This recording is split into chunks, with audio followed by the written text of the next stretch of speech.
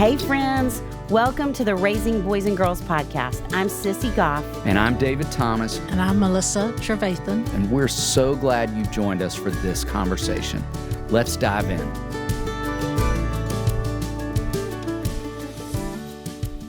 Anne Lamott is the author of 20 books, including the New York Times bestsellers Help, Thanks, Wow, Dusk, Night, Dawn, Traveling Mercies, and Bird by Bird, as well as 7 novels.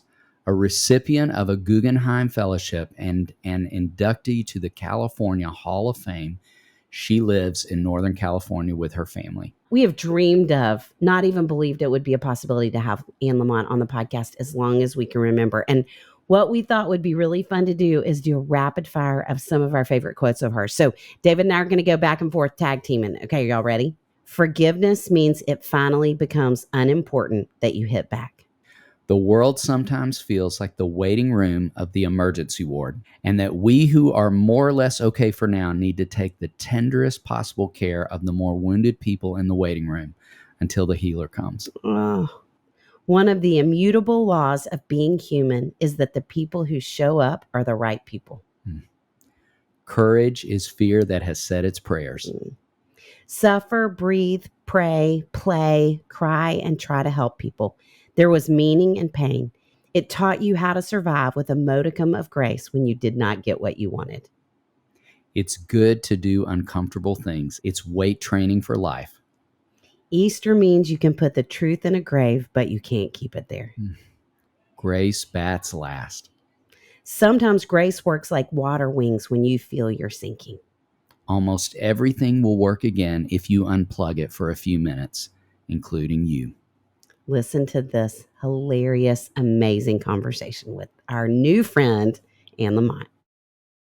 And we are overwhelmed and thrilled about having this conversation with you. Since we started this podcast, you have been at the very top of our list of dream guests. We laughed with you a few minutes ago about over my shoulder. For those of you who are not watching on YouTube, I don't just have a stack of books. We have a tower of books. Yes, we do. That is a visual of how much we love your work, how it has informed our faith and who we are. And who we are as people. Yeah. And just a joy to get to talk with you today. And we'd love to start out by just having you talk a little bit about your family, Sam and Jax, and what it has been like to be a newlywed and a grandmother in this season at the same time.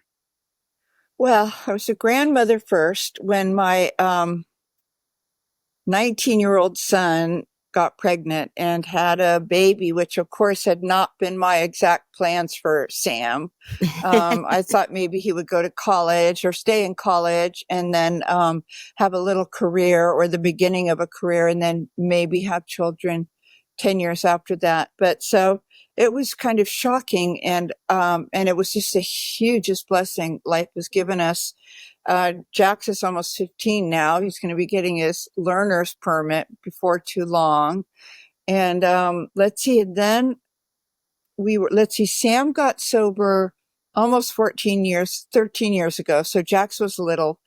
And the three of us really grew up together on this property.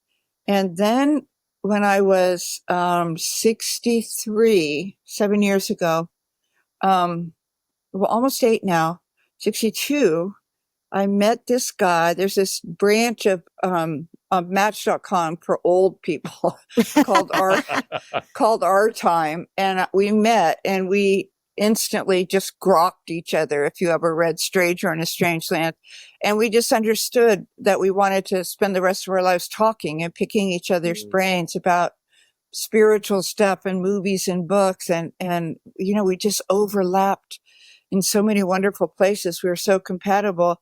So at that point, so Jax was about 7 and Neil and I were together for a couple of years. And then 3 days after I started getting Social Security, Neil and I got married.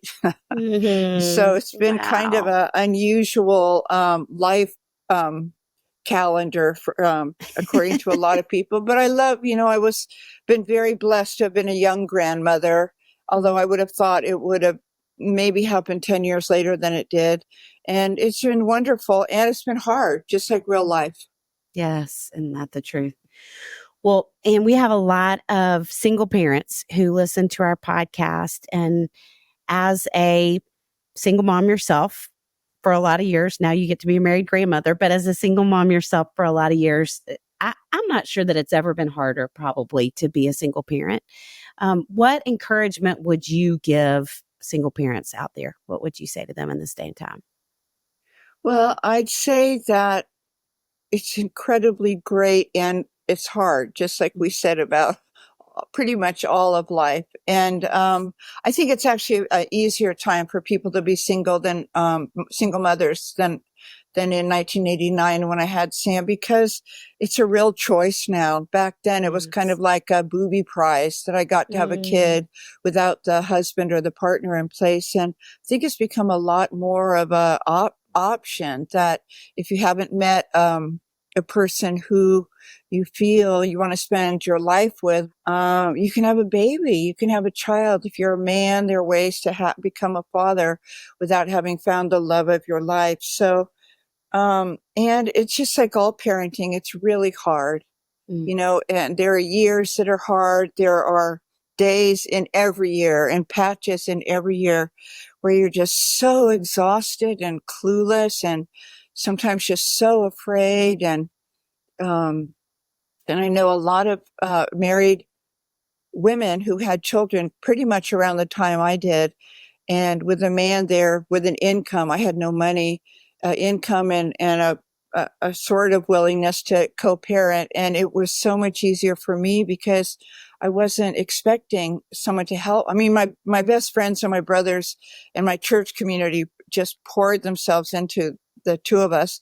But the married women in a number of cases were in so much anxiety and despair if the man didn't step up, or because they'd fight. Everyone was so exhausted. You're just so exhausted that first year, and maybe especially those first 4 or 5 months. And so when people come to me and they feel really sad because they're starting to get a little bit older and they didn't get to find the person to have a baby with, and they ask what I think they should do. I think, listen to your heart. If you really want to be a parent, have a kid or find a kid. There's a lot of babies out there who don't have their person yet. There's a lot of women that are willing to have babies that won't be theirs. So there's ways to find. There's a way for you, and just because you're not coupled is no reason not to become a parent and have a family. I didn't have any money literally for the first 3 years. I was paying $800 in rent, and I was not on food stamps or anything. I don't have a problem with that, but I was able to get by without, and I was living on about $1,500 a month. And the people that had tons of money had absolutely as many problems as I did. They're just slightly different problems. So yes, it's so true. So wise. We also have a lot of grandparents who listen to our podcast, which we absolutely love, and would love to just ask you, how has being a grandmother changed you? Oh, profoundly. I wrote a whole book, probably my favorite book I've ever written. I wrote with Sam. It's mostly me, but Sam's in it too. And it's a follow-up to Operating Instructions, a journal, which was a journal of my son's first year. And this is called Some Assembly Required, a journal of my son's first son. And in it, this is the book I would take to a desert island if I could only take one of my books, because it is the hardest work I've ever done, which was to release this baby to the care of his parents, who turned out not to be me. And I think grandparents have so many great ideas for the baby, yes, both nutritionally and educationally, and in terms of sleep protocols and whatnot. And the more that you share these with the parents of the baby, the less you get to see the baby. That was one of the first things I realized. And, I had to look at my lifelong control issues, that I have a conviction that I have good ideas for other people. And I believe that if people would just do what I think is a good idea, that they would be a lot happier. and And I learned to let people feel really terrible. My son and his partner, Jax's mom, Amy, I learned to let them have hardship without thinking that I was their higher power. You know, I became a retired higher power because every time I tried to rescue and save and fix them, things got worse. And the only thing that healed them of their anxiety and the difficulties, the only thing that helped them grow as a man and a woman and a parents of a baby was the difficulties, was finding their own path, finding their own sense, unexpected inner resource. And God, I spent that first year gripping myself by the wrist and saying, Annie, stop. And I mean, there's some really funny stuff in Some Assembly Required, but my favorite, it's not my favorite page, but my favorite moment in that first year was when Amy and Sam were doing the sleep protocol where you turn off the light and you let them sleep and they cry and cry and cry. And I did it with Sam because I was a single mother and I was sort of forced into it. I did it eventually. And Amy, Jax's mom, is very, very powerful. She's 4'9" and she makes up for it with life force that could run a nation. And so they were living at my house. This is when Jax is maybe 6 months old or something. I don't remember exactly, but it was in place that they were going to put their baby down, and putting their in bold, their baby down, and no one was to pick him up. And I really, you have to believe me, did the best I could. And then one day I went in there as quietly as I could while they were engaged, and I picked him up and I held him and rocked him and shushed him back. And all of a sudden, oh my God, the door opened. It was like something from a Stephen King book. And the door opened and Amy was standing there with her arms crossed. And she said, you are not to be trusted. Oh my God. So good. Wrath of God. And so, you just kind of learn when I need to be reminded of the few tools I have in my battered old toolbox for letting go of the reins of the horse or the controls of the spaceship, I read Some Assembly Required because, God, I had so many good ideas for that baby.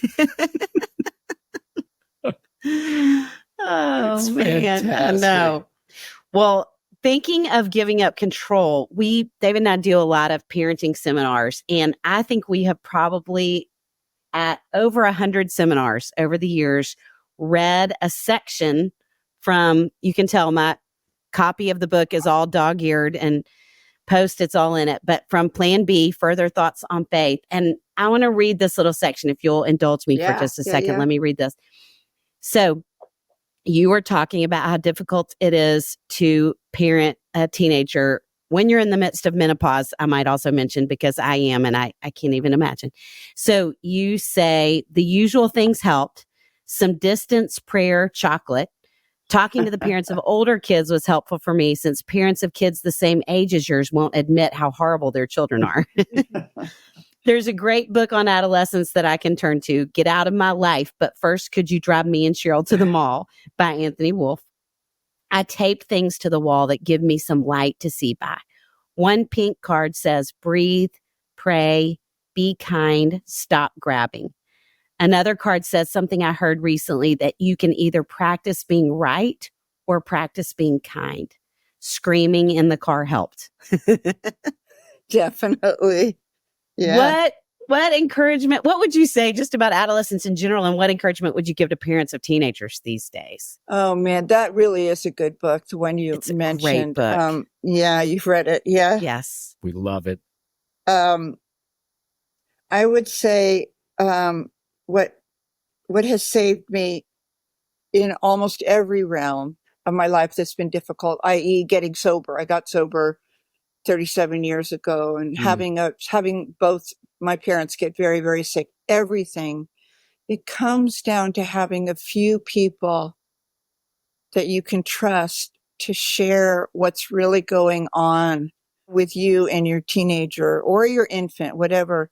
And if you have a couple of parents whose kids are testing and pushing the envelope and scaring the parents half to death, as my son did. He got involved in drugs and alcohol at a about 14, you need a couple other parents who are not going to try to correct your feelings, who aren't going to say, oh, for Pete's sake, he'll pull out of it. Or, oh, you don't think that when your kid's going down a very, very dark path, or if he or she is just awful.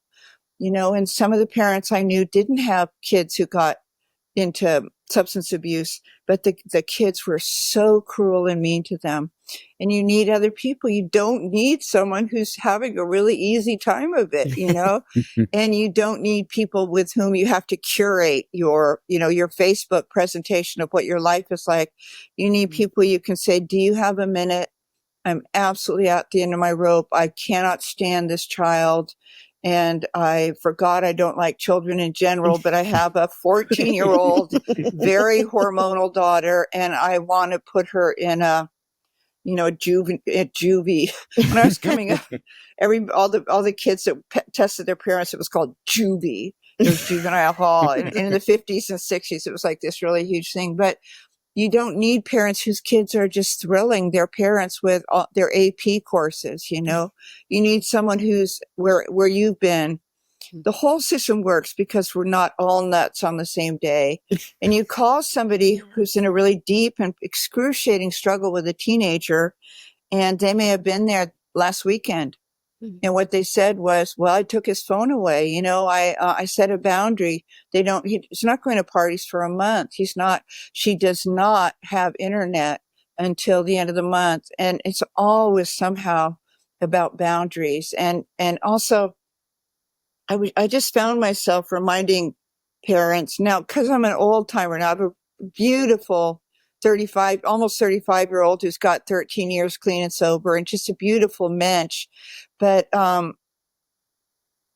what I said to more parents than I can tell you, because I'm like tribal elder now, was they don't need a friend. A teenager who's struggling and who's either out of control or miserably unhappy, depressed, anxious, or special needs. My younger brother runs a special ed program in a local high school. So I know a lot about what that is like too. But for any kid who's having a harder time than a teenager who's doing reasonably well, they just don't need a friend. It's so tempting to try to be the parent, the mom or dad that all the kids think are really cool. And boy, is that a bad idea, because that is about denial. And I did that for Sam's 14th year. I thought, oh, all the kids love me as friends. I mean, I basically raised a bunch of them, and they were at my house all the time because I had the great snacks and I'm cool and I'm hip and I have a nice sense of humor. And all that happened was I didn't notice that Sam was just going down the tubes and his friends were going down the tubes. So, and they were so sweet and wonderful with me. And so I think what they need is they need a parent. They need somebody who can hold the boundary. They need somebody. No is a complete sentence. They ask if they can do it, and you say no. And they start to, and you say end of discussion. No. And they want to push back and wheedle, then they get the boundary, And it was so radical for me because my whole life I've just been a, born to die people pleaser. And I just wanted everyone to love me and think I was doing a good job. And you don't raise a healthy kid that way, or you don't save a kid who's in trouble by getting them to like you and have all their friends want to hang out at your house. Yes, thank you for saying that. So much wisdom.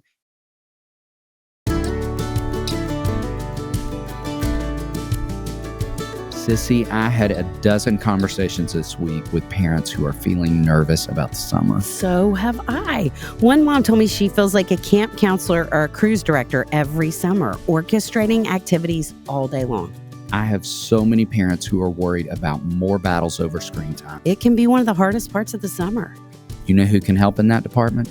Our friends at KiwiCo. How much do we love KiwiCo? Oh, it is one of our favorites. Whether you're staying home or heading out on summer explorations, KiwiCo is inviting kids and kids at heart to enjoy their first ever summer adventure series. I'm so glad you include kids at heart. Kids from 2-year-olds to teens can receive 6 hands-on science and art project kits over 6 weeks with enriching content and fun activities to accompany each project. KiwiCo encourages kids to get outside, explore, and stay off their screens. Awesome projects from the Summer Adventure series like the Bottle Rocket Kit, where kids build an actual bottle rocket, help to turn the outdoors into a playground of learning and fun. Every time I go to your house, I see a new KiwiCo project you've been working on with the boys. It's one of our favorite things to do. Henry and I are currently working on the fort builder set we ordered from KiwiCo. It can be hard to find creative ways to keep kids busy and challenged. KiwiCo does the legwork for you so you can spend quality time tackling projects together. There's something for kids of all ages. You know, I took the boys to the San Diego Zoo, and now Whit and I are building the Peekazoo puzzle box and still talking about all the animals we saw. Build the best summer ever with KiwiCo. Get 20% off on your summer adventure series at kiwico.com/RBG Summer. That's 20% off your summer adventure at kiwico.com/RBG Summer. And we're excited to talk about your newest book, Somehow. We love your titles, by the way. We have often quoted your Help, Thanks, Wow title and prayer. Can we even start there before we jump to talk a little bit about the new book? And will you explain the title for that one? Because it feels like it could be considered a prayer for parents specifically. Help, thanks. Well, yeah. But also if you have an aged parent and they're dying, or if you have an infant, I had a colicky infant.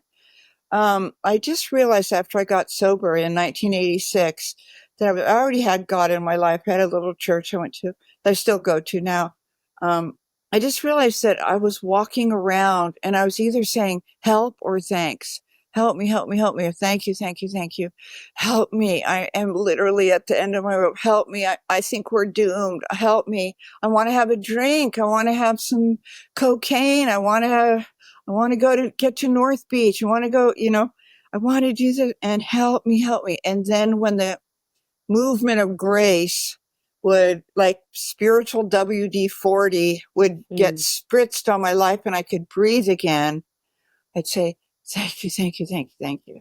Then eventually, after I had a little time under my belt, I started to realize that the great praise prayer was, wow, that you've been, not you, I'm sure you're both fine, but I can be a tiny bit self-centered and petty and tiny bit judgmental and controlling. And when I get there, it's like having a clenched fist or something. And every time I go outside and I look up, I would go, wow. You don't look up in the night sky and go, oh, it's kind of a medium baby moon tonight, or those are kind of medium stars, right? You look up and you go, wow. And my pastor taught me that you can trap bees in a mason jar with a drop of honey, but no lid, because they walk around on the bottom, bumping into the glass, and they don't look up. All they have to do is look up to fly away. And so the wow often had to do with getting outside. But the wow is also the miracle of picking up that 200-pound phone and saying to somebody, I'm just not okay today, and I'm pretty much out of any more good ideas, which is often what grace looks like, is running out of any more good ideas. And then you get off the phone and you have your sense of humor back, and I've always said laughter is carbonated holiness. And when you're laughing with a friend or you're smiling with a friend, you're on sacred ground and you're back and you go, wow. So I wanted to write a book on prayer, and that it's not like woo-woo or voodoo or anything. It's not too California. It's just a chance to stop and breathe and talk to God, and then listen quietly and just try to change channels from the pinball machine of your own crazy mind when you're not doing well, So that was how that book came into being. Was I thought those are the only 3 prayers you ever need. Yes. Well, we also love the title Somehow. And Thank you. Will you talk about how you came to that title and what you're hoping folks find in the pages of Somehow? I wanted to write a book where everything that I know that has ever worked before was in one place, and that I could leave it for Sam and Jax for when I'm gone. because everything that ever worked before will almost certainly work again. You know, community love, the outdoors, getting out of yourself to become a person for others, you know, piling a ton of really good food into a bag and taking it over to the food pantry, knowing that if you want to have loving feelings, you need to do loving things.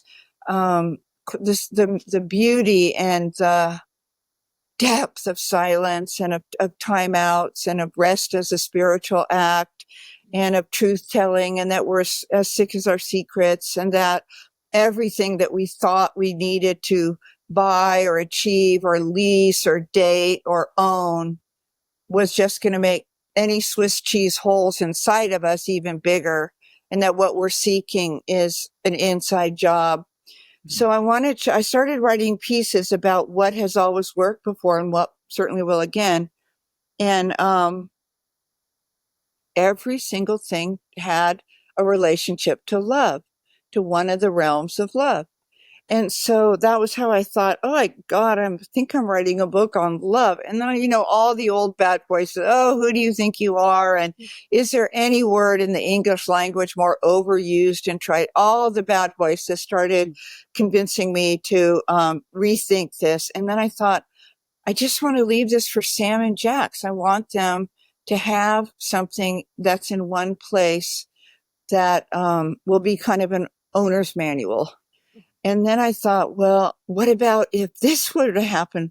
I mean, their climate future is going to be devastating. We don't know how bad, but it's going to be really rough. And, but what about if that happened? What about if this? What about, and I thought somehow love and community and truth and prayer and self-love and feeding the poor and the hungry, somehow it's going to be enough. Mm-hmm. So I settled on somehow. Beautiful. And in that book, Anne, you say love is often hard, ignored, or hilarious eventually.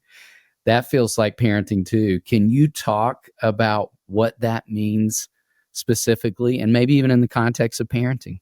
I just wanted to help people know that when love appears, it might look like it couldn't possibly save the day. It couldn't possibly be enough this time. It always has been before, but this time you're really out there in terms of hurting or afraid.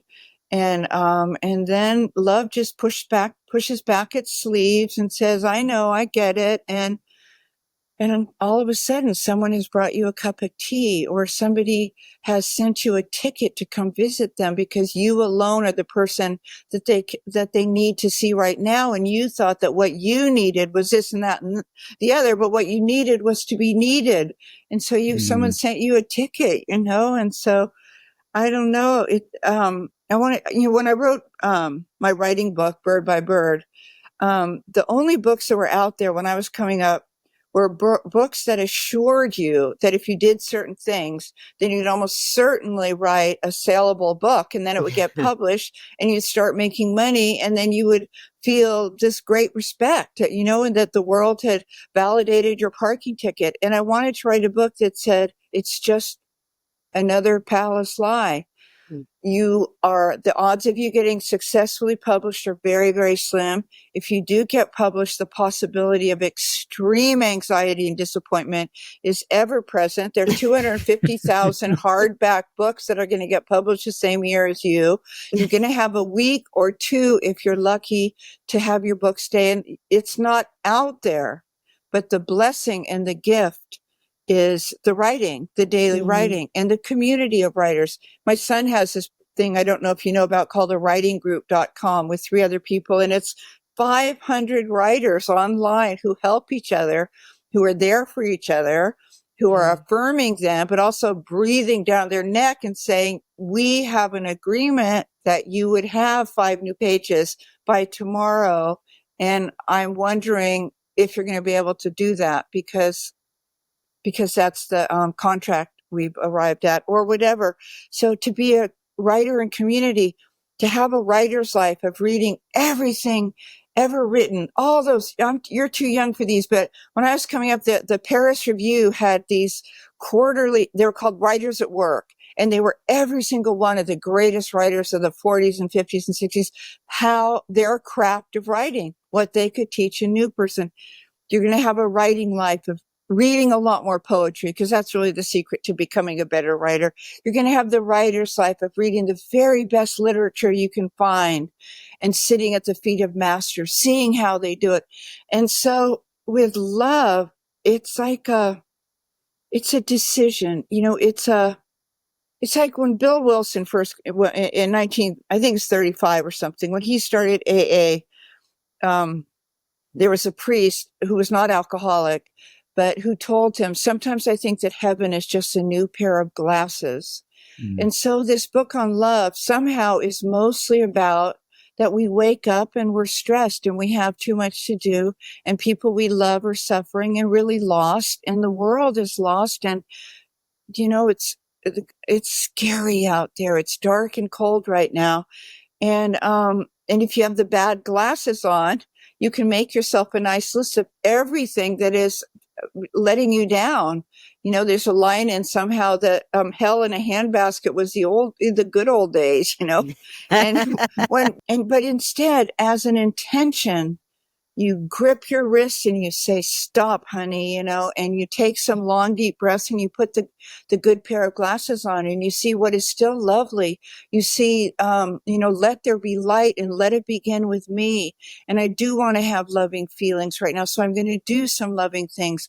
I'm going to call an annoying relative and I'm going to stay on the phone because they're so lonely. So I'm going to stay on the phone.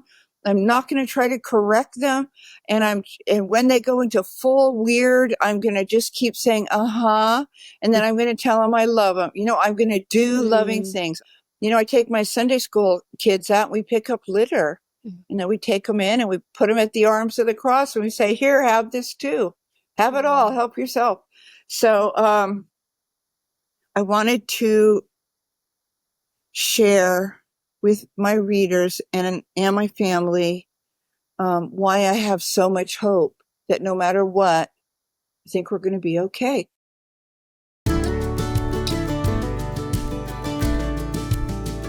Sissy, I have lost count with how many amazing moms approach us at the book table who chose to be at one of our parenting classes and are pregnant with their third or fourth child. And tell folks what you ask them each time. Why aren't you home taking a nap? It's true. I am completely amazed by them. They are heroic to be having their third or fourth and wanting to learn and grow. They are heroic indeed. I wish we could give them free babysitting. And a spa day. And a nap. Me too. Here's what we can do. We can tell them more about one of our incredible sponsors, Needed. I love Needed because they're providing more than amazing products. They are advocating for better maternal and infant health outcomes and doing groundbreaking women's health research through their clinical research arm, Needed Labs. Pregnancy and postpartum are some of the most nutritionally demanding times in a woman's life, and a mom and her baby's health, now and for years to come, is influenced by her nutrient status. 95% of women in the perinatal stages have nutrient deficiencies. Most prenatal vitamins include bare minimum nutrition based on outdated guidance and stale research. Needed offers radically better nutrition products, education, and advocacy rooted in clinical research and practitioner validation. There are so many women's health and prenatal supplements out there. It can be hard to know what's truly the best option. Needed is recommended and used by more than 4,000 women's health experts, from nutritionists to midwives, functional medicine doctors, and OBGYNs. Needed offers radically better nutrition for women from conception to pregnancy to new motherhood and beyond. There is so much on the journey to motherhood that you can't control, but nutrition is a big one that you can. Needed's Prenatal Multi is available in capsules and an easy-to-take vanilla powder that's perfect for nauseous moms or those with pill fatigue. Needed offers premium supplements for every stage, from egg quality support for women trying to conceive to a lactation support plan for breastfeeding moms to stress and sleep support that supports all women, including those in perimenopause or menopause. Well, hallelujah for that. Head over to thisisneeded.com and use code RBG for 20% off your first order. That's THISISNEEDED.com and use code RBG for 20% off your first order.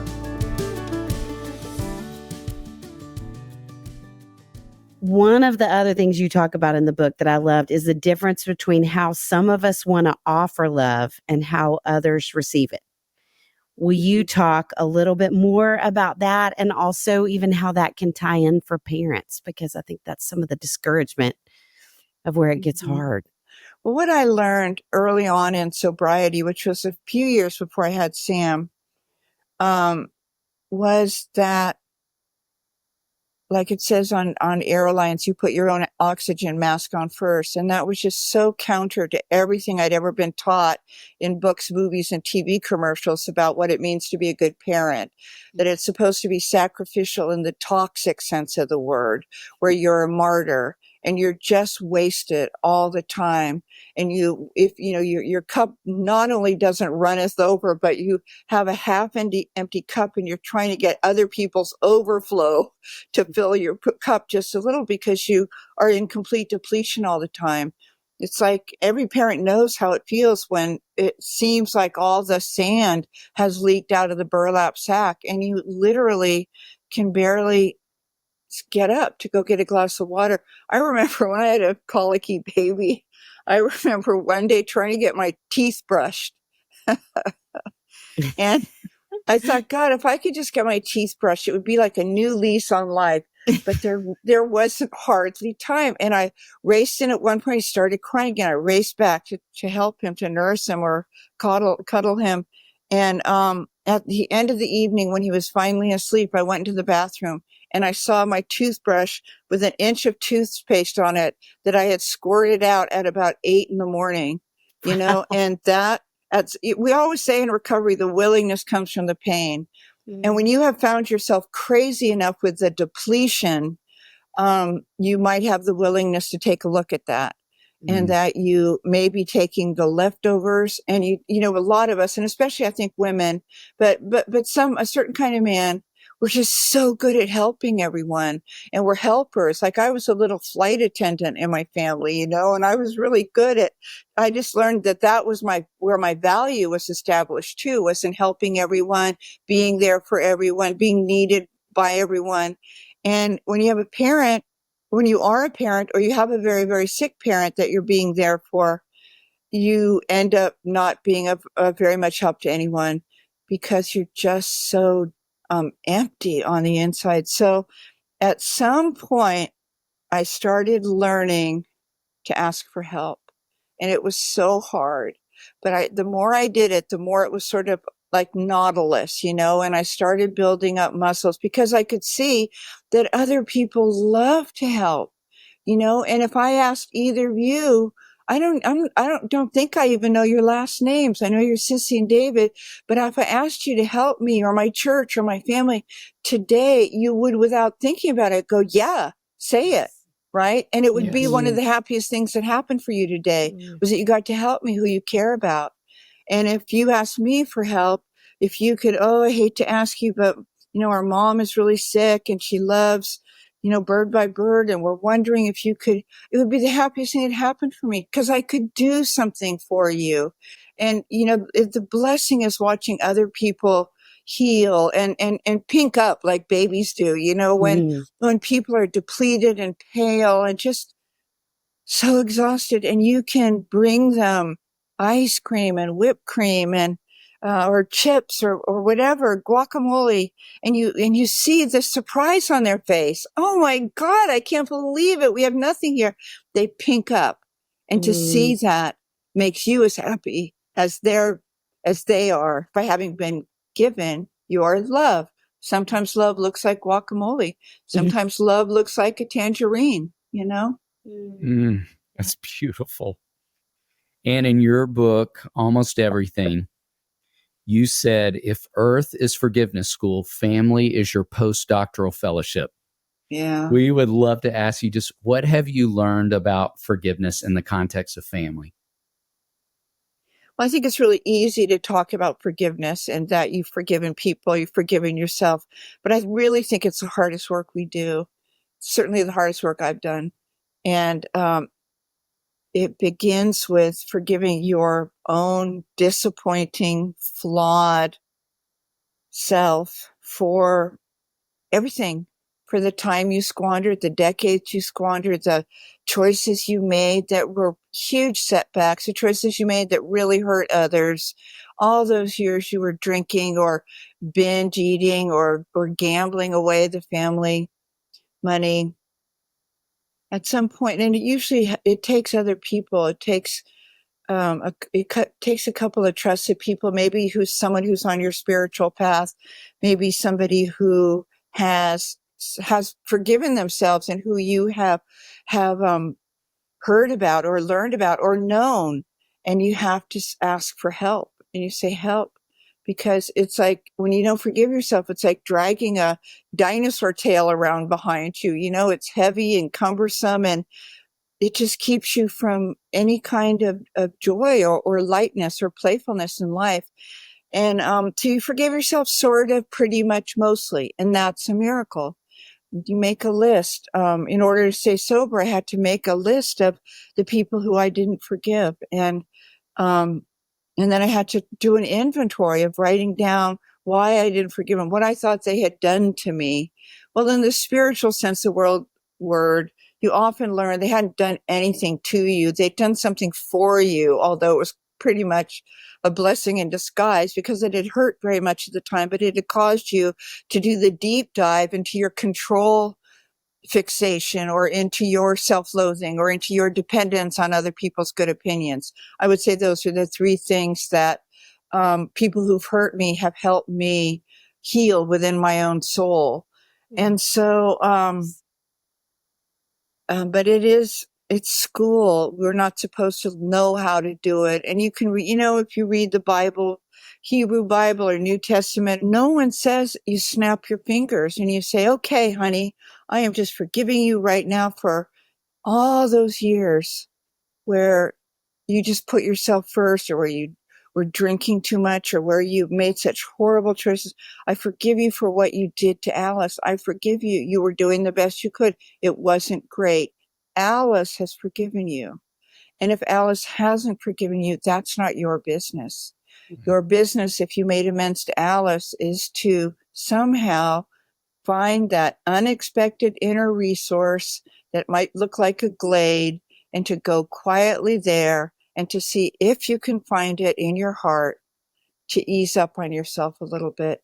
The forgiveness for me has mostly been about finding a much, much friendlier way to be with myself in the world. Mm-hmm. And when I'm that way with myself, I'm so much less judgmental with other people. And I'm so much more willing to give people a break. People are going to do what they're going to do. They've done what they've done, and they are who they are. And most of the time, like with my husband or Sam or Jax, who all live here, I just adore them. And we have a really nice time most of the time. And then they'll do something on a comical level, I'll start to, like during COVID, I start to hear Neil eating bacon, and it would be so crunchy and gross. And I would feel like I can't go on. And I would feel like I need to call a lawyer is what I need to do. And, like Sam said something to me last night that was really hurtful in a way that he thought was funny in front of his fiance and Jax. And, I just let him say that. I didn't respond. I didn't take him off the hook because he heard what he said. But in recovery, there's an acronym I love, and you've read it in some book or other, which is WAIT, wait, which is why am I talking? And that is, and I often have it written on my wrist, in really tiny letters, because like if Sam does something like that, I just think, why would I talk right now? The healing for him is going to be in him having heard it. I didn't cross my arms. I just thought, well, that's where Sam is right now. I think that was the main thing in Some Assembly Required, the book about Sam's little baby. That was where I first used it, because over and over again, because the willingness comes from the change, the willingness to stop talking at them, at Sam and Amy, or correcting them, or giving them my opinion of what they should do food-wise or in terms of education. I just kept putting WAIT on my wrist and saying, why are you talking? Why are you texting? Why are you telephoning them?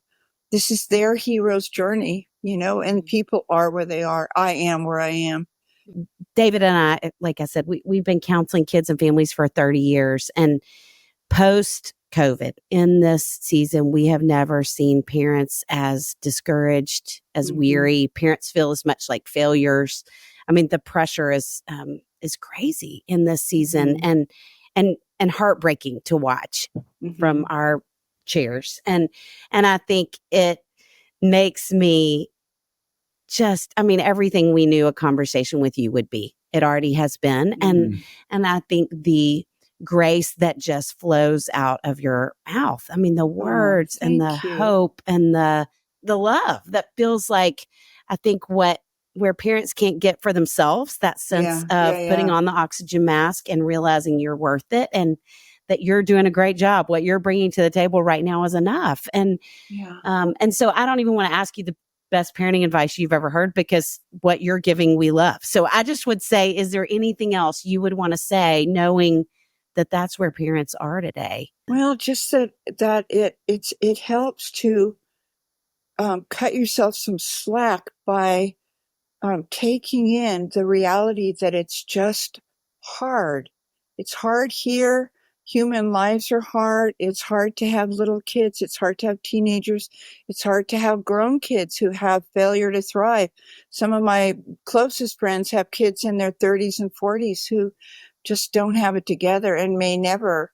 And you just can be there as a listener, and I've always believed that we are as sick as our secret. So if I'm pretending that everything's going fine, there's really no help available for me.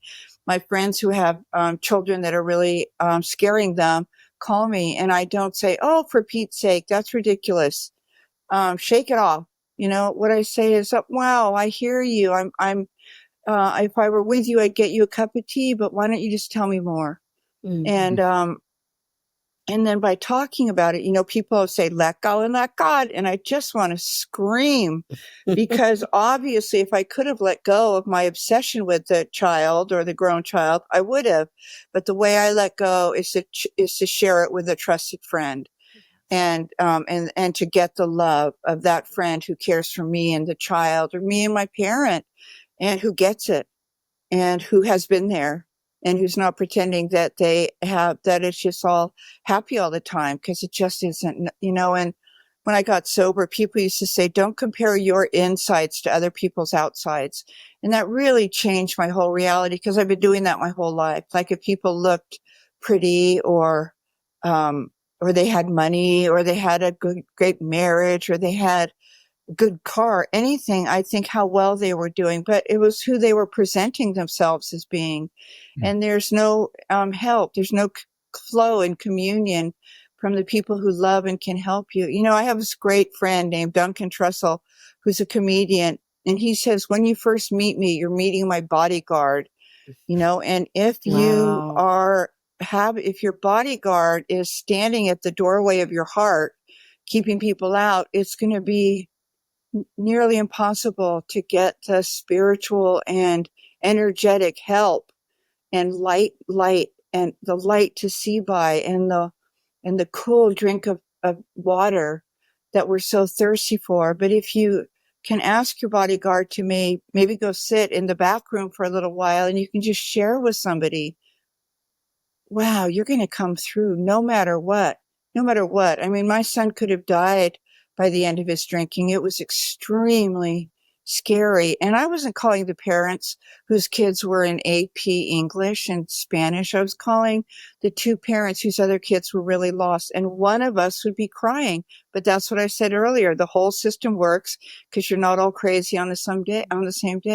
And the father I called would cry with me and say, "Oh, sweetie pie, I was just there. We're doing a little better. I've taken away the car, and I'm holding that boundary. And do you want me to come over?"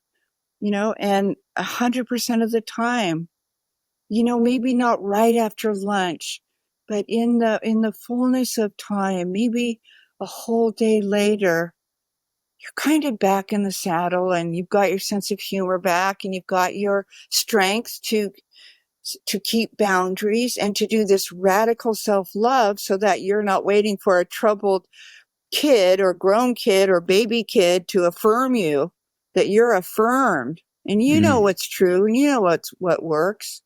And boy, that's a lot, right? It is a lot. Yes. And we love to end here. We want to share some of our favorite words of yours and ask you a question about it. You once said, "I do not at all understand the mystery of grace, only that it meets us where we are, but does not leave us where it found us." Where have you experienced the mystery of grace lately? Oh, I mean, I've written several books about grace. Somehow it's entirely about grace. It's about that magical, unexpected energy of love and life's caring for us and life's tilting towards the good that comes into our life. Like when you open your front door and fresh air comes in, and when you absolutely are out of any more good ideas and you are just sitting there, and you're just done.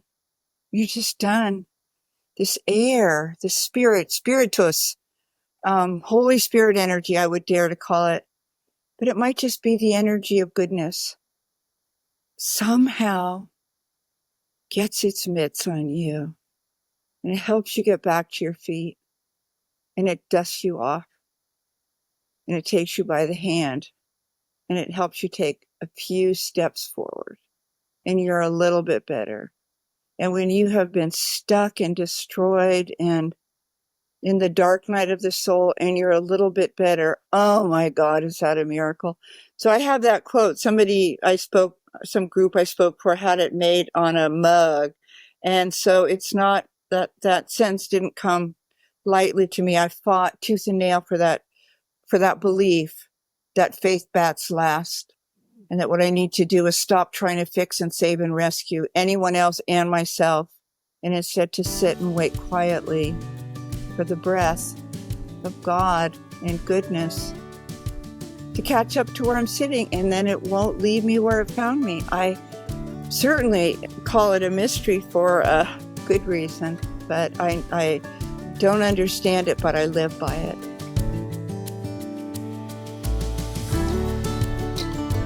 David, what a team we have that we get to call friends who help make this podcast possible. Amanda Young, our operations manager. Chris Starrett, our engineer and producer. Our management team at KCH. And we are thrilled to be a part of the That Sounds Fun network. Our music was created by the insanely talented Dave Haywood of Lady A. And if this podcast felt helpful to you, please consider subscribing, liking, sharing, all the things. We are grateful for you and cheering you on always.